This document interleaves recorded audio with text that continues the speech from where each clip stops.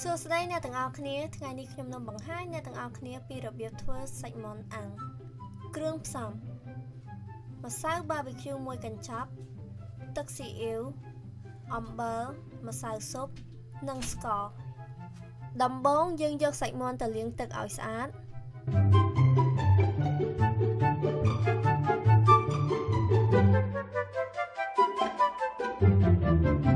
ឥឡូវចាប់ផ្ដើមកាត់សាច់មាន់យើងវះសាច់មាន់បែបនេះដើម្បីឲ្យគ្រឿងទាំងអស់ចូលទៅក្នុងសាច់ហើយយើងធ្វើអញ្ចឹងរហូតទាល់តែអស់សាច់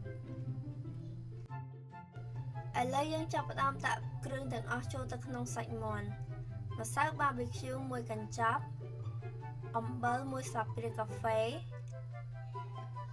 ម្សៅស៊ុប1ស្លាបព្រាបាយស្ករ1ស្លាបព្រាបាយទឹកស៊ីអ៊ីវ1ស្លាបព្រាបាយនិងទឹកកន្លះកែវឬកន្លះ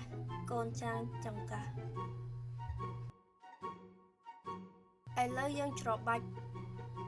សាច់មាន់និងគ្រឿងឲ្យសព្វរួចហើយយើងយកកម្របមកគ្របទុកក្នុងទូទឹកកករយៈពេល3ម៉ោងទៅ12ម៉ោងឥឡូវខ្ញុំដកចេញពីទូទឹកកកមកហើយខ្ញុំទុកក្នុងទូទឹកកករយៈពេល12ម៉ោងឥឡូវចាប់ផ្ដើមដាក់អាំង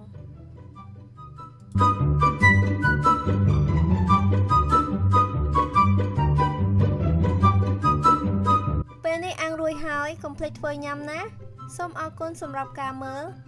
សូមចុចអក្សរ like និង subscribe ដើម្បីមើលវីដេអូផ្សេងៗទៀតហើយអក្សរ like និង subscribe នៅខាងក្រោមវីដេអូអរគុណ